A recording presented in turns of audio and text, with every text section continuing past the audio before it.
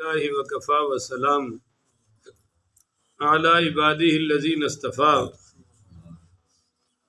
اما بعد فاعوذ باللہ من الشیطان الرجیم بسم اللہ الرحمن الرحیم۔ معزز محترم محتشم سامعین حضرات، 20 فروری بروز اتوار 2022 بعد نماز فجر کا یہ درس حدیث مصطفیٰ صلی اللہ علیہ وآلہ وسلم کا عنوان ہے ذکر مصطفیٰ صلی اللہ علیہ وسلم کے چند نایاب موتی۔ اس پر پہلے حدیث سماعت فرمائیے۔ عن انس رضی اللہ تعالی عنہ، یہ حدیث بڑی کمال کی ہے، سمجھے ذرا اس کو۔ قال قال رسول اللہ صلی اللہ علیہ وآلہ وسلم ان عظم الجزاء مع عظم البلاء۔ حضور پاک صلی اللہ علیہ وآلہ وسلم نے فرمایا کہ بڑی بڑی جزا، بڑے بڑے رتبے اور بڑی بلندیاں بڑی آزمائش کے ساتھ ہوتی ہیں۔ بولو بڑی، یہ نہیں ہے کہ راتوں رات چراغ جل کے روشن ہو جائے، بسترے میں پڑے پڑے ہم صبح اٹھو تو ترقی کی چوٹیوں پہ پہنچ چکے ہوں، ایسا نہیں ہوتا۔ فرمایا کہ ان عظم الجزائی مع عظم البلائی، کہ بڑی بڑی جزا، بڑی بڑی ترقیاں یہ بڑی بڑی امتحانوں میں چھپی ہوتی ہیں۔ وَإِنَّ اللَّهَ عَزَّ وَجَلَّ إِذَا أَحَبَّ قَوْمًا، جب اللہ تعالیٰ کسی قوم سے محبت کرتا ہے تو ابتلاءہم، انہیں کسی نہ کسی آزمائش میں مبتلا کر دیتا ہے۔ کسی قوم سے محبت کرتا ہے، کسی فرد سے محبت کرتا ہے تو بولی آزمائش میں۔ اب آپ جانتے ہیں کہ کچی پکی کا امتحان آسان ہوتا ہے، جیسے جیسے کلاس بڑی ہوتی ہے بولی امتحان بھی، وہ تو پھر ایم اے انگلش کا یا کوئی اور مضمون ہو شیکسپیئر کا تو امتحان کتنا مشکل ہو جاتا ہے جناب۔ تو اللہ تعالیٰ جب کسی کو اپنا قرب دیتا ہے تو پہلے کچھ چیک کرتا ہے، بولو اس کو کسی نہ کسی امتحان کی بھٹی میں ڈالتا ہے۔ فرمایا فمن رضی فلہ الرضا، جو مصیبتوں میں پھنس کر، مشکلات میں پھنس کر اللہ سے راضی ہوتا ہے، اللہ بھی پھر اس سے راضی ہو جاتا ہے۔ اور جس سے اللہ راضی ہو سمجھو پھر سارے کام بن گئے۔ ومن سخط فلہ السخط، اور جو مشکلوں میں پھنس کر اللہ سے ناراض ہوتا ہے، بولو اللہ سے ناراض ہوتا ہے، پھر اللہ بھی اس سے ناراض ہوتا ہے۔ کہنے کو تو یہ پاکستان اسلامی ملک ہے، مگر یہاں ہندوؤں کی فلمیں بھی چلائی جا رہی ہیں۔ ایک فلم آئی پچھلے دنوں، علماء نے فتویٰ بھی دیا، پچھلے دنوں سے مراد کوئی 8-9 سال ہو گئے، گاڈ تسی گریٹ ہو، اب یہ انڈیا سے آئی ہے۔ اس میں ایک اداکار میراثی کو اللہ بنایا گیا ہے، معاذ اللہ۔ پھر ایک اور فلم آئی جس میں ایک اداکار کو مسلمانوں کا محمد رسول اللہ بنا کر دکھایا گیا، معاذ اللہ، استغفر اللہ۔ پھر ادھر ہمارے پاکستان والوں کو جوش آیا، انہوں نے بنا دی خدا کے لیے، اور اس میں پردے کا مذاق اڑایا، داڑھی کا مذاق اڑایا، اور اس میں یہ ڈانس، گانا، ناچ، یہ ساری موسیقی، اس کو روح کی غذا کے دلائل دیے گئے وغیرہ وغیرہ۔ اور مزے کی بات ہے کہ وہ پاکستانی اور انڈیا کے میراثیوں نے مل کے بنائی ہے، کچھ اداکار ادھر کے لے لیے اور کچھ ادھر کے لے لیے۔ تو بھائی اللہ تعالیٰ کے ساتھ ایسا مذاق کرنے کی بولو کسی کو اجازت نہیں ہے۔ نبی کریم پڑھیے صلی اللہ علیہ وسلم نے ہمیں بڑا روشن دین دیا ہے، بہت شاہراہ روشن پر ہمیں چھوڑا ہے۔ اللہ تعالیٰ جب کسی بندے کو آزماتا ہے تو وہ صرف اس لیے آزماتا ہے کہ اس کے دل میں کیا ہے، بولو اس کے دل میں۔ اگر ہم اس لحاظ سے دیکھیں تو ہمارے نبی پاک پڑھیے شاہ لولاک صلی اللہ علیہ وآلہ وسلم کے جو امتحانات تھے وہ تو آپ کے میلاد سے پہلے ہی شروع ہو گئے تھے، بولو آپ کے میلاد سے پہلے ہی شروع ہو گئے تھے۔ مثال کے طور پہ میں آپ کو بتاتا ہوں کہ مشرکین مکہ نے 3 سوالات لیے یہودیوں سے، بولو کتنے؟ اور یہودیوں نے کہا کہ اگر ان سوالوں کے جواب وہ صحیح دے دیں تو ان کے نبی ہونے میں کوئی شک نہیں ہے، تم لوگ فوری کلمہ پڑھنا اور مسلمان ہو جانا۔ اور وہ 3 سوالات کیا تھے، توجہ سے سننا۔ نمبر 1، سکندر ذوالقرنین کون ہے؟ بولو سکندر ذوالقرنین ہے؟ یہ ایک بادشاہ گزرا ہے جس کو اللہ نے بہت زیادہ بادشاہی عطا فرمائی۔ دوسرا سوال تھا اصحاب کہف کا قصہ کیا ہے؟ بولو اصحاب کہف کا قصہ۔ اور تیسرا سوال تھا کہ روح کی حقیقت کیا ہے؟ اب یہ مشرکین مکہ باہر سے سوال لے کر آئے یہودیوں سے، اور آ کر سرکار دو عالم پڑھیے صلی اللہ علیہ وآلہ وسلم سے پوچھ لیے، تو سرکار دو جہاں صلی اللہ علیہ وسلم نے فرمایا میں تمہیں کل بتاؤں گا۔ کیا فرمایا؟ کل بتاؤں گا۔ اور انشاءاللہ نہ کہا، بولیے انشاءاللہ۔ وہ انشاءاللہ کی طرف آپ کا خیال نہ گیا، توجہ مبارک نہ گئی تو رہ گیا۔ تو عجیب بات یہ ہے کہ کچھ دن وحی کا سلسلہ بند ہو گیا۔ بولو جی وحی کا سلسلہ بند ہو گیا۔ یہ وحی کتنے دن بند رہی؟ بعض نے کہا 10 دن، بعض نے کہا 13 دن، بعض نے کہا 40 دن، بہرحال وحی بند ہو گئی۔ اب یہ جو کافر تھے، مشرک تھے، یہ آگے کہیں جی ہمارے جواب دو، اور وہی ابھی تک آئی نہیں۔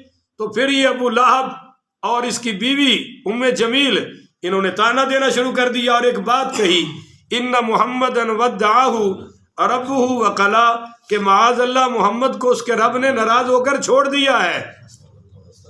تو نبی کریم پڑھیے صلی اللہ علیہ وآلہ وسلم نے سارے غم سہے مگر یہ جملہ برداشت نہ ہوا۔ آپ دار ارقم میں تشریف فرما ہیں اور رو رہے ہیں کہ یا اللہ انہوں نے میرے ساتھ بہت کچھ کیا اور میں تیری خاطر سہتا گیا، اب یہ کافر یہ کہیں کہ تو نے مجھے چھوڑ دیا ہے، میں یہ برداشت نہیں کر سکتا۔ تو اللہ نے جبریل امین کو فوری بھیجا، اور وَلَا تَقُولَنَّ لِشَيْءٍ إِنِّي فَاعِلٌ ذَلِكَ غَدًا إِلَّا أَن يَشَاءَ اللَّهُ۔ اے میرے محبوب آپ کسی کام کے بارے میں مت کہو کہ میں کل کروں گا، بلکہ آپ کہو اللہ تعالیٰ چاہے گا تو کروں گا۔ بولو جی اللہ چاہے گا تو۔ وَيَسْأَلُونَكَ عَنِ الرُّوحِ، یہ آپ سے روح کے متعلق سوال کرتے ہیں، قُلِ الرُّوحُ مِنْ أَمْرِ رَبِّي، آپ بتا دیجئے کہ روح تو میرے پروردگار کا امر ہے، روح تو میرے پروردگار کا۔ یہ اصحاب کہف کے بارے میں پوچھتے ہیں تو نحن نقص علیک نبأہم بالحق، آئے ہم آپ کو اصحاب کہف کا پورا قصہ حق کے ساتھ بیان کرتے ہیں۔ وہ پھر سورۃ الکہف آ گئی۔ اور تیسرا جو سوال تھا کہ ذوالقرنین کون ہے، تو فرمائے وَيَسْأَلُونَكَ عَنْ ذِي الْقَرْنَيْنِ، یہ آپ سے سوال کرتے ہیں ذوالقرنین کے بارے میں، قل آپ ان سے فرما دیجئے سَأَتْلُو عَلَيْكُم مِّنْهُ ذِكْرًا، کہ آؤ میں تمہیں بتاتا ہوں کہ ذوالقرنین کون ہے۔ اور آگے پھر سورۃ الکہف میں ذوالقرنین کا بھی بیان پورا۔ بہرحال ان تینوں سوالوں کے جواب تو آ گئے سورۃ الکہف میں۔ اب مسئلہ یہ رہ گیا کہ جو انہوں نے یہ کہا تھا کہ محمد کو معاذ اللہ نے چھوڑ دیا ہے، اس کے جواب میں اللہ نے پوری سورہ والضحیٰ نازل فرما دی۔ والضحیٰ یہ پہلا جملہ ہے، اس کا مطلب ہے کہ میرے محبوب مجھے چڑھتے دن کی روشنی کی قسم ہے۔ بولو جی چڑھتے دن کی روشنی کی۔ یہ کون سا وقت ہے؟ یہ چاشت کا وقت ہے، جب سورج بلند ہو جاتا ہے۔ اے میرے محبوب جیسے سورج کو بلند ہونے سے کوئی نہیں روک سکتا، ایسے آپ کی شان کو بھی بلند ہونے سے کوئی نہیں روک سکتا۔ جیسے سورج کی بلندی کو کوئی نہیں پہنچ سکتا، ویسے آپ کے ذکر کی بلندی کو بھی کوئی نہیں پہنچ سکتا۔ اور مزے کی بات ہے سورج سے کوئی راضی ہو وہ تب بھی چڑھے گا، ناراض ہو تب بھی چڑھے گا۔ اے پیارے محبوب کوئی آپ کو مانے آپ تب بھی چمکتے رہیں گے، کوئی نہ مانے قیامت تک پھر بھی آپ کا سورج نبوت والا چمکتا دمکتا رہے گا۔ اور جیسے سورج روشن ہو ساری تاریکیاں ختم ہو جاتی ہیں، آپ کے ذریعے سے سارا کفر ختم کر دوں گا۔ جی کہو نا سبحان اللہ۔ آپ کے ذریعے سے سارے شرک کے اندھیرے ختم کر دوں گا۔ میرے محبوب جیسے سورج کی روشنی ہر اونچے پر بھی پڑتی ہے نیچی جگہ پر بھی پڑتی ہے، آپ کا نبوت والا سورج یہ امیروں پر بھی چمکے گا غریبوں پر بھی چمکے گا۔ جیسے سورج کی روشنی سب کے لیے ہے، آپ کی نبوت کا نور بھی سب کے لیے ہوگا۔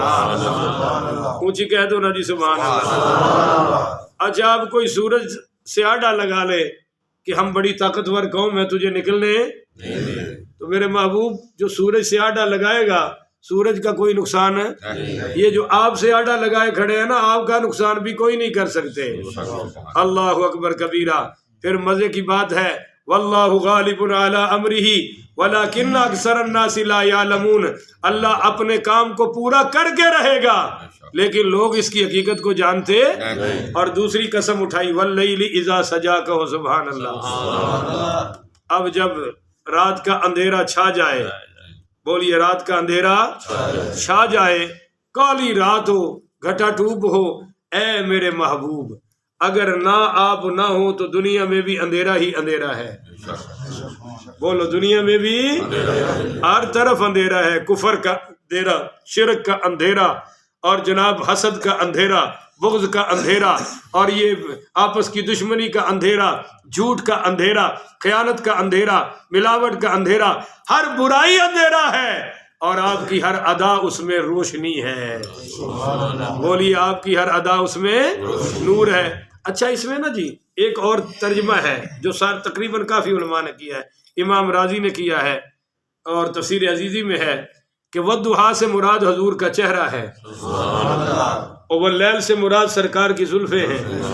اے میرے محبوب جیسے رات آئے تو پھر دن بھی, بولو اب کوئی چھائی ہوئی رات کو دیکھ کے کہے اب دن نہیں آئے گا, دیکھو یار ہر طرف اندھیرا ہی اندھیرا ہے. فرمایا جیسے رات کے بعد اندھیرا آتا ہے ایسے ہر وحی کے بعد ہم اگلی وحی نازل فرما دیتے ہیں, اور جیسے دن کے بعد اندھیرا آتا ہے ایسے میرے محبوب کبھی کبھی ہم وہی روک بھی لیتے ہیں. وہی روک لے تو یہ رات کی مانند ہے, وہی نازل کر دیں تو یہ دن کی مانند ہے. چلیے اب آگے جواب آ گیا جی. ما ودعک ربک وما قلی. میرے محبوب میں آپ کا رب ہوں, آپ کے رب نے آپ کو چھوڑا بھی کوئی نہیں اور بولو آپ سے ناراض بھی. یہ کافر غلط کہتے ہیں. ما ودعک ربک, تیرے رب نے, بولو کیا کہا جی, تیرے رب نے تجھ سے چھوڑا بھی کوئی نہیں اور بولو تجھ سے ناراض بھی نہیں ہوا. نبی کریم پڑھیے صلی اللہ علیہ وآلہ وسلم کے بارے میں اگلی آیت میں فرمایا وَلَلْآخِرَةُ خَيْرٌ لَكَ. اس کے دو ترجمے کر لیں. آپ کا آنے والا ہر لمحہ پہلے سے بہتر ہوگا. یہ تو کہتے ہیں رب نے چھوڑ دیا, آپ کا آنے والا ہر لمحہ بولو پہلے سے. یہ آپ کا میلاد عالم ارواح سے بہتر ہے, آپ کا بچپن میلاد سے بہتر ہے, آپ کا لڑکپن یہ بچپن سے بہتر ہے. پھر آپ کی پاک جوانی جس کی مثالیں یہ لوگ دیتے ہیں کہ عرب کی 7 کنواری با حیا بچیوں میں اتنا حیا نہیں جتنا سرکار میں حیا ہے. یہ تو انہوں نے 7 کہا نا, ہزاروں بھی ہو جائیں حیا محمد پھر بھی سب سے اعلیٰ ہے. تو فرمایا وہ آپ کی جوانی اعلیٰ ہے, آپ کی شادی فرمانا یہ پوری جوانی سے بھی کنوارے پن سے اعلیٰ ہے, اور آپ کا شادی کر کے شام کے لیے تجارت سفر کے جانا یہ مکہ میں رہنے سے بہتر ہے. پھر پوری ہجرت یہ پورا مکہ میں رہنے سے بہتر ہے. پھر آپ کا فتح مکہ کرنا یہ ہجرت سے بھی بہتر ہے, اور پھر آپ کا پردہ فرمانا یہ پوری حیات سے بہتر ہے, اور آج روزے میں آرام فرمانا یہ وفات سے بھی بہتر ہے. کل محشر والے دن اٹھنا یہ روزے میں آرام سے بھی بہتر ہے. امت کو جام کوثر پلانا یہ اٹھنے سے بھی بہتر ہے. شفاعت فرمانا یہ جام کوثر سے بھی بہتر ہے, اور امت کو ساتھ لے کے جنت میں جانا یہ زندگی کے ہر مرحلے سے بہتر ہی بہتر ہے. وَلَلْآخِرَةُ خَيْرٌ لَكَ مِنَ الْأُولَىٰ کا دوسرا ترجمہ یہ ہے آخرت آپ کے لیے بہتر ہے. بولو سبحان اللہ. وَلَلْآخِرَةُ خَيْرٌ لَكَ, یہ جو کاف ہے نا یہ کہہ رہا ہے کہ آپ کے لیے بہتر ہے. بولو آپ کے. میں آپ سے پوچھتا ہوں کیا باقی نبیوں کے لیے بہتر نہیں؟ بولو تو صحیح بھائی, سارے بولا کرو یار. بہتر تو ہے سارے نبیوں کے لیے, پر بلند مقام آپ کا ہوگا. اس کی صرف 2-3 جھلکیاں, پھر ٹائم نہیں ہے کہ شرح کروں. دیکھیے گرمی سب کے لیے ہوگی, نبیوں کو بھی جھنڈا آپ کے, نبیوں کو بھی سایہ آپ کے لواء الحمد کے نیچے سے ہوگا، حمد کا جھنڈا آپ کے ہاتھ میں ہوگا، اور سایہ کسی کو نصیب ہوگا تو آپ کے جھنڈے کے نیچے ہوگا۔ نمبر 2، ہر نبی کو اپنی امت سے پیار تو ہے، پر محشر والے دن کوئی نہیں بولے گا رب امتی کا نعرہ، صرف پیارا مصطفیٰ لگائے گا، کوئی اپنی امت کو جام کوثر نہیں پلائے گا۔ نمبر 3، حضور پلائیں گے، سب سے پہلے شفاعت حضور فرمائیں گے، بعد میں پھر دوسرے انبیاء بھی فرمائیں گے، مگر پہلے کون فرمائیں گے؟ کوئی نبی وہاں سجدہ نہیں کرے گا، حضور اللہ کی بارگاہ میں سجدہ بھی کریں گے۔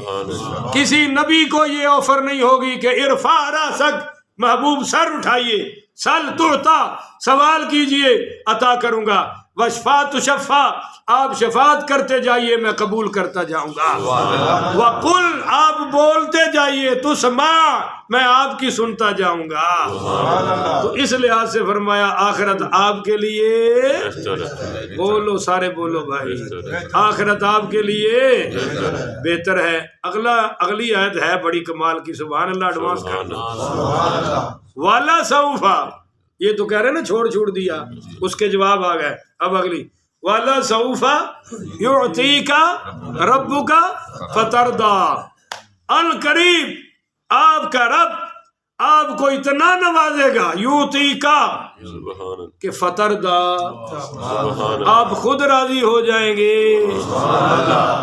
خود راضی ہو جائیں گے، یا یہ مانا ہے کہ تجھے راضی کر کے چھوڑوں گا؟ بولے تجھے راضی، اصل مطلب یہ ہے، بتاؤ حضور تو پیٹ پہ پتھر باندھ کے بھی راضی ہے نا، پر یہاں یہ مطلب ہے کہ فترضی، آپ کو راضی کر کر کر کر کر کے چھوڑوں گا، بار بار پوچھوں گا راضی ہیں، راضی ہیں، راضی ہیں، آپ کی رضا کی آخری حد بھی پوری کر کے دکھاؤں گا۔ سبحان اللہ ڈلی کہہ رہے ہو، میرے تے آمد نہیں ہو رہی، جی تھی سبحان اللہ کس کے کہو تو انہیں گلا آ جان گیا، ایک بار پھر کہو سبحان اللہ۔ جب یہ آیت اتری، دو باتیں بتاتا ہوں، تو مولا علی پاک رضی اللہ تعالیٰ عنہ راوی ہے کہ حضور نے ہاتھ اٹھا کے کہا، اللہ تیری عزت کی قسم، تیرے جلال کی قسم، میں بھی اس وقت تک راضی نہیں ہوں گا جب تک میری ساری امت جنت میں نہ چلی جائے۔ ہوئے ہوئے ہوئے، ایک حدیث اور سناؤں اگر سبحان اللہ کہہ دیں تو، جب یہ آیت اتری تو حضور خود بولے، کبھی کوئی ایسا بھی کہتا ہے کہ آپ کہیں راضی ہو، کو کہیں میں نہیں راضی ہوں، یہ تو بڑے لاڈ کی بات ہے۔ بچے کو 5 روپے دے، وہ کہتا ہے میں خوش ہے، مجھے تو 6 روپیہ دو، وہ 100 لے کے چھوڑے گا۔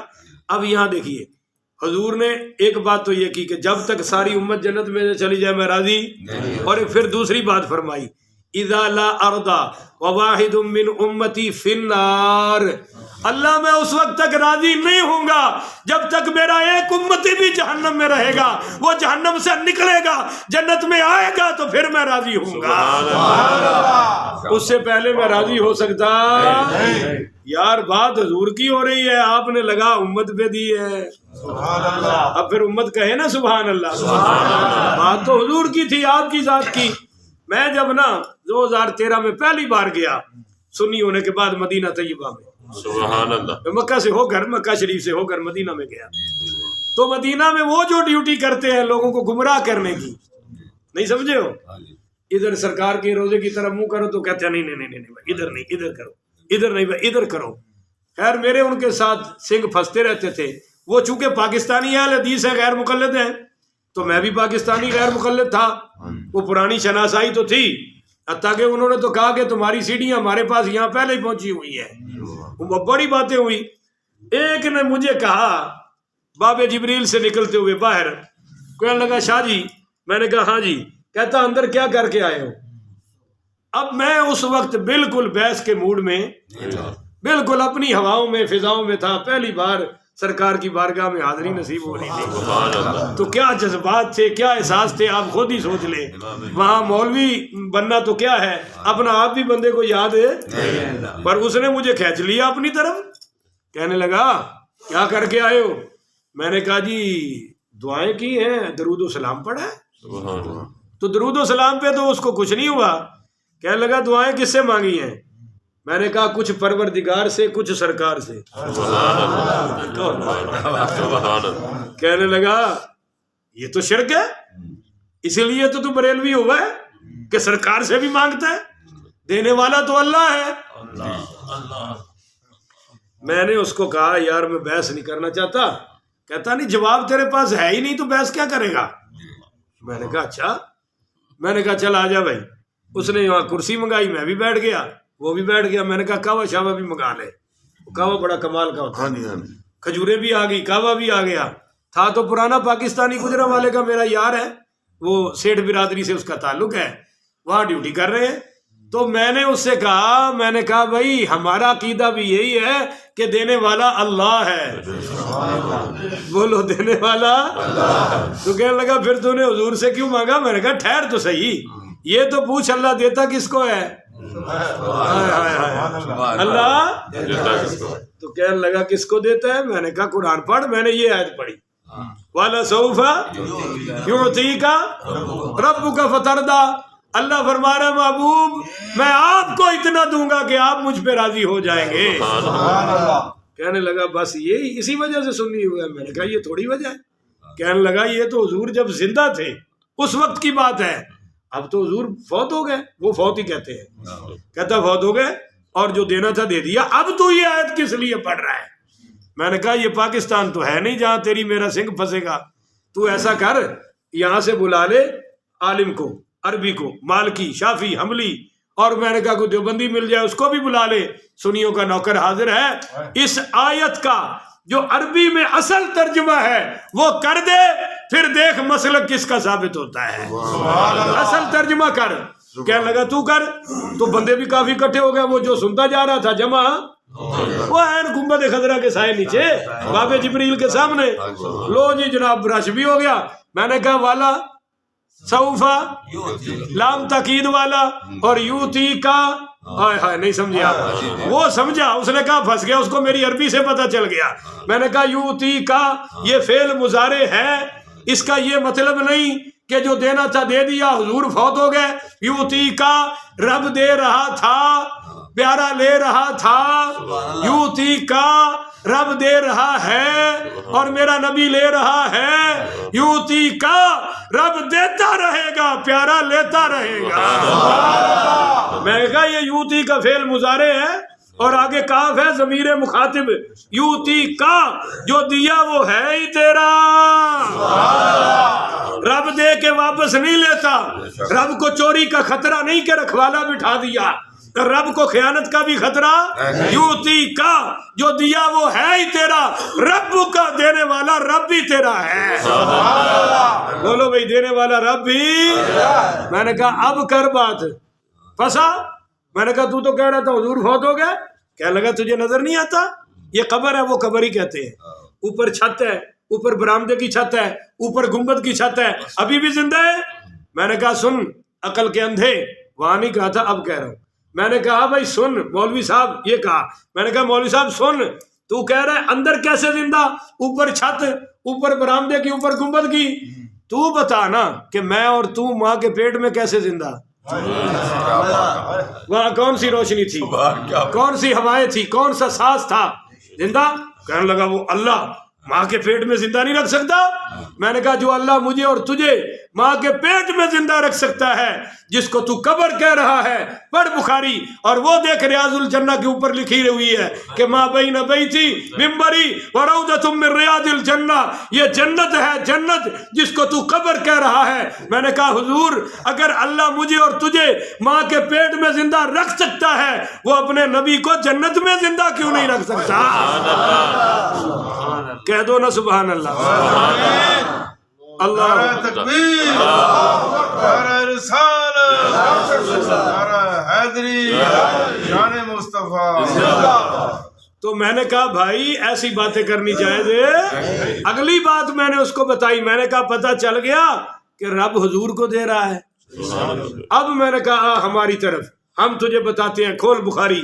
میں نے کہا اوپر لائبریری ہے مدینہ کی، منگوا لے. ابھی نکال کے دکھاؤں گا کہ سرکار نے فرمایا انما انا قاسم واللہ یؤتی، او لوگو اللہ مجھے دیتا جا رہا ہے، میں جھولیاں بھر بھر کے تقسیم کرتا جا رہا ہوں۔ میں نے کہا اللہ نبی کو دیتا ہے، نبی اللہ کی رضا کے لیے کائنات کو دیتا ہے، اس لیے یہاں آنا در حقیقت اللہ کی بارگاہ میں آنا ہے۔ پر تجھے سمجھ اگلی، اب ختم کریں ہم اپنے درس کو، بات تھوڑی سی لمبی ہو گئی۔ الم یجدک یتیما فآویٰ، یہ کہتے ہیں کہ اب میں نے آپ کو چھوڑا، کیا میں نے آپ کو یتیم نہیں پایا؟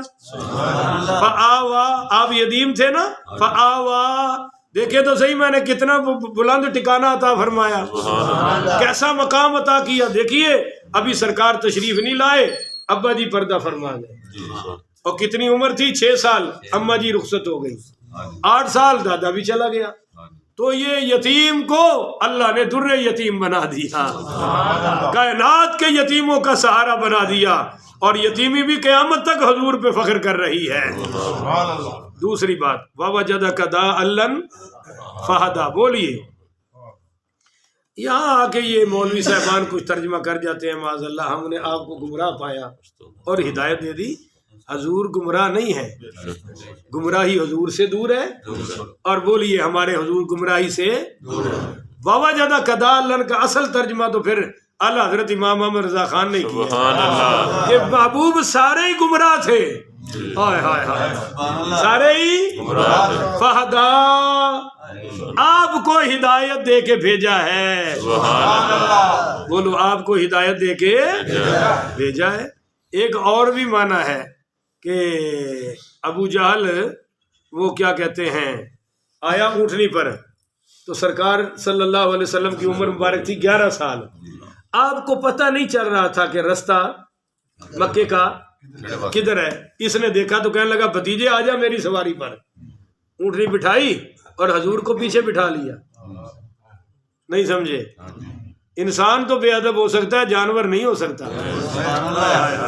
جملہ بڑا بول گیا، سمجھ نہیں، یہ انسان بے ادبی کر سکتا ہے، جانور کو پتہ ہے مقام مصطفیٰ کیا ہے۔ اونٹنی اٹھی نہیں، انہیں بڑیاں لتا شتا ماریاں، ٹھڈے مارے اور بڑے ٹیٹنے مارے ابو جہل نے، ہے تو کھوتا ہی سی نا۔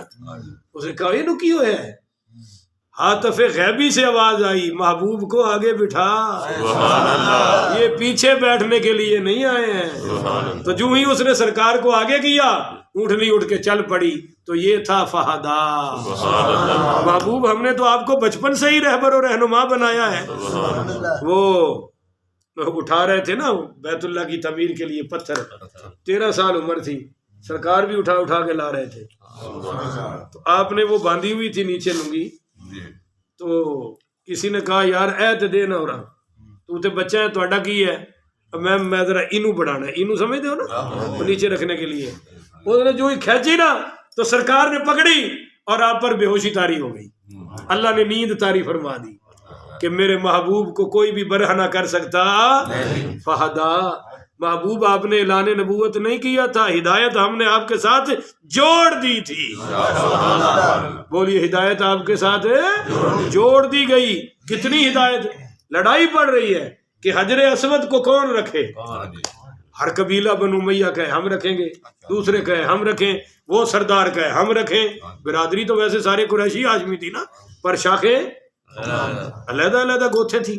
انہوں نے کہا یار ایسا کرو، بہت دیر ہو گئی، یہاں رکھ دو، صبح جو پہلے آئے گا نا بیت اللہ حجر اسود پر اٹھ کے وہی لگائے گا۔ مزے کی بات ہے، سرکار دو جہاں پہلے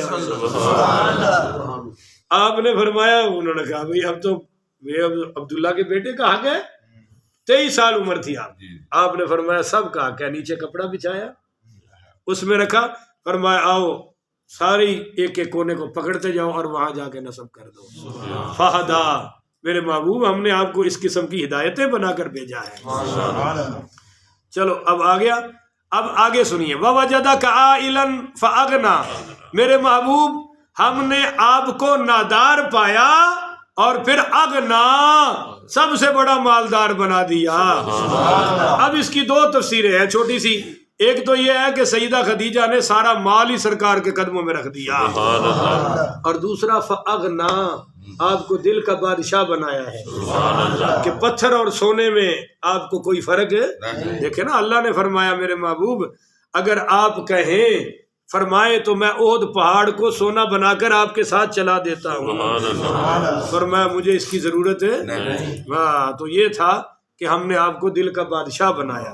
اب 3 حکم آ گئے، فَأَمَّا الْيَتِيمَ فَلَا تَقْهَرْ، اب کوئی یتیم آپ کے پاس آئے تو آپ سختی نہ فرمائیے گا، بولیے آپ سختی نہ فرمائیے گا۔ سرکار دو عالم صلی اللہ علیہ وسلم نے یوں کر کے فرمایا، انا وکافل الیتیم ہاکذا واشار بالسبابۃ والوسطی فرج بینہما شیئا، آپ نے فرمایا میں اور یتیم اس طرح جنت میں ہوں گے جیسے یہ انگلیاں ساتھ ساتھ ہیں، یہی 2 انگلیاں حضور نے کر کے فرمائی۔ اور آپ نے فرمایا سنو میں میری امتیوں، خیر بیت فی المسلمین بیت فیہ یتیم یحسن الیہ، کائنات میں سب سے اعلیٰ گھر وہ ہے جس میں کسی یتیم کے ساتھ حسن سلوک کیا جاتا ہے۔ وشر بیت فی المسلمین، مسلمانوں میں سب سے گھٹیا گھر وہ ہے بیت فیہ یتیم یساء الیہ، جس میں کسی یتیم کا حق مارا جائے۔ اور نبی کریم پڑھیے صلی اللہ علیہ وسلم نے فرمایا ما من مسح رأس یتیم لم یمسح الا باللہ کان لہ بکل شعرۃ تمر علیہا یدہ حسنات، اگر کسی یتیم کے سر پر ہاتھ پھیرو گے تو جتنے ہاتھ کے نیچے بال آئیں گے اللہ اتنے گناہ معاف کر کے نیکیاں تمہارے نامہ اعمال میں درج کروا دے گا۔ تو فَأَمَّا الْيَتِيمَ فَلَا تَقْهَرْ، دوسرا ہے جی وَأَمَّا السَّائِلَ، محبوب کوئی آپ کے در پہ سوالی آ جائے تو خالی نہیں جانے دینا یا اس کو جھڑکنا۔ دیکھیے حضور کے پاس نہیں ہوتا تھا نا تو قرضہ لے کر بھی غریبوں کی مدد فرماتے تھے، بولیے قرضہ لے کر بھی۔ ما سئل رسول اللہ، جابر کہتے ہیں رضی اللہ تعالیٰ عنہ، شیئا قط فقال اللہ، حضرت جابر کہتے ہیں کب جب بھی کوئی سوالی آیا میرے نبی کے منہ پہ نہ آئی کوئی نہیں، کچھ ہی کہو نا سبحان اللہ۔ اور آخری بات اما بنعمت ربک فحدث، اب آپ اپنے رب کی نعمتوں کا چرچا کیجئے، بولو اپنے رب کی نعمتوں کا، اللہ کے شکوے نہ کرو، کھا کھا کے دانت ٹوٹ گئے پر چونکہ زبان چل رہی ہے تو شکوے کرنے سے بعد او جی ساری بیماریاں ساڈے گھر ہی وڑ چھڑیاں نے، ساڈے نال ہی انج ہو رہا جی، او جی ویکھو فلاں دا گھر کڈا چنگا ہے، ساڈا ویکھو کڈا، او اللہ سے شکوے نہ کرو، گلے نہ کرو، اس نے جو دیا ہے اپنے کرم سے دیا ہے۔ میں نے آپ کو بتایا تھا میرا چھوٹے ماموں فوت ہو گئے، مجھ سے 8-9 ماہ صرف بڑے تھے، 7-8 سال پہلے جوانی بھری میں فوت ہو گئے۔ ان کے ہاں ایک بیٹی پیدا ہوئی، پھر دوسری بیٹا پیدا ہوئی بیٹی سال بعد ہی، تو میں گیا تو اس کی بیوی رو رہی تھی، میں نے سمجھا بھی اس نے کوئی ڈانٹ ٹوٹ دیا ہوگا، تو چٹان پڑ تھا وہ، میں نے کہا پیر صاحب انہوں کی تھا جے، کہندا پاگل ہو گئی ہے، سید ظفر شاہ اس کا نام تھا۔ تو میں نے کہا کیوں؟ کہتا ایک بیٹی پیدا ہوئی ہے، اللہ نے پھر بیٹی عطا فرما دی ہے، اب یہ رو رہی ہے اور کہہ رہی ہے بیٹی کیوں ہوئی، بیٹا ہونا چاہیے تھا۔ تو میں نے کہا تو نے کیا کہا؟ اوئے ہوئے ہوئے، اس نے کمال کا جملہ کہا، وہ کہنے لگا کہ میں نے اس سے کہا ہے کہ اسی کو پتر دا بل جمع کرایا سی، نہیں سمجھ آئی، میں نے اس کو کہا، میں نے کہا پیر ظفر اس وقت 100 روپیہ دیا، میں نے کہا یہ تیرا جملہ تو قرآن کی تفسیر ہے، اس نے کہا کہ ہم نے کو پتر دا بل جمع کرایا سی جیڑا تھی آ گئی تے ہن پہ رو رو کے شکوے کریے، بے نقصان ہو گیا، اے بھی رب دی رضا ہے، وہ بھی رب دی رضا ہے۔ لطف سجن دم بدم، اللہ کا لطف تو سا بسا ہے، لطف سجن دم بدم، قہر سجن گہ بگا، کبھی کبھی غم بھی آ جاتے ہیں تو لطف سجن دم بدم، قہر سجن گہ بگا، ای بھی سجن واہ واہ، اون بھی سجن واہ واہ۔ جس حال میں رب رکھے راضی رہنا چاہیے، وہ نور میں ہو یا نار میں ہو، وہ نور میں ہو یا نور میں ہو یا نار میں رہنا، بس ہر وقت یاد یار میں رہنا، چند جھونکے ہیں خزاں کے سہ لو پھر ہمیشہ بہار میں رہنا۔ لو جی ختم کریں، وَأَمَّا بِنِعْمَتِ رَبِّكَ فَحَدِّثْ، کہ اپنے رب کی نعمتوں کا چرچا کرو۔ اب ان ابی الاحوصی ان ابی ہی، حضرت ابو الاحوص اپنے والد جن کا نام مالک بن نضر تھا، یہ کہتے ہیں کہ میرے ابو الاعوص کہتے ہیں کہ جو میرے ابا جی تھے نا مالک بن نضر، یہ مجھے بیان کرتے ہیں اپنا قصہ، کہتے ہیں میں حضور کے پاس گیا، اتیت رسول اللہ صلی اللہ علیہ وسلم وعلی ثوب دونا، میرے کپڑے پھٹے پرانے تھے اور میلے کچیلے تھے، تو فقال علی، حضور نے مجھ سے فرمایا الک معلوم، کیا تیرے پاس مال ہے؟ تیرے پاس مال ہے؟ قلت نعم، میں نے کہا بالکل ہے۔ قال من ای المال، آپ نے فرمایا کیا مال ہے؟ تو قلت، میں نے کہا من کل المال، ہر قسم کا مال ہے۔ فقد آتانی اللہ، اللہ تعالیٰ نے مجھے من الابلی، اونٹ بھی عطا فرمائے ہیں، والبقری، گائیں بھی عطا کی ہیں، اور والغنمی والخیلی والرقیقی، اللہ تعالیٰ نے مجھے بہت ساری بکریاں بھی عطا کی ہیں، اور اللہ تعالیٰ نے گھوڑے بھی عطا فرمائے ہیں، اور اللہ تعالیٰ نے مجھے سونا چاندی بھی عطا فرمایا ہے۔ کہتا میں نے سارا مال بتا دیا، تو قال، آپ نے فرمایا فَإِذَا آتَاكَ اللَّهُ مَالًا فَلْيُرَى أَثَرُ نِعْمَةَ اللَّهِ عَلَيْكَ وَكَرَامَتِهِ، جو اللہ نے تجھے نعمتیں دی ہیں ان نعمتوں کا تیرے جسم پر اظہار بھی تو ہونا چاہیے نا۔ نہیں، اچھے کپڑے پہنو، اچھی جوتی پہنو، اچھے بن ٹھن کے آؤ، کیا رب نے نہیں فرمایا خذوا زینتکم عند کل مسجد، جب مسجد میں آنا ہو تو ذرا بن سور کے آیا کرو۔ زینت کا لفظ آیا ہے، زینت یعنی اچھے سے بھی اچھے کپڑے پہنو، اچھی سے بھی۔ وہ کہتے ہیں مولوی صاحب جی کوئی چک لی جائے تو پھر میں کیا اللہ اور دے دے گا، یہ تو چکن والے کا نقصان ہے۔ ویسے میں بڑے بڑے موقعوں پر گیا ہوں، چوری نہیں ہوتی، اس کی ایک وجہ ہے، اگر آپ جوتی اتارتے وقت یہ کہہ دے کہ یا اللہ یہ ہر چور پہ حلال ہے، بولو۔ کل میرا شمالی مسجد میں خطاب تھا تو وہاں تو بہت رش تھا، تو میں نے کہا یا اللہ یہ جوتی کا کیا بنے گا، پہلے تو آیا بھی اوپر رکھو نیچے، پھر میں کہا مولوی صاحب اپنا نسخہ استعمال کرنا، میں نے اتارتے ہوئے کہا یا اللہ ہر چور سے حلال ہے، اور چور کی قسمت میں چونکہ حلال ہوتا نہیں سمجھے، اس کی قسمت میں حلال ہے، لہذا آپ کی جوتی کے قریب نہیں آئے گا، کہہ دو کہ یا اللہ ہر چور پہ حلال ہے، بس مسئلہ ہی حل ہو گیا۔ اللہ تعالیٰ مجھے اور آپ کو عمل کی توفیق عطا فرمائے۔ آخر ودعوانا ان الحمدللہ رب العالمین۔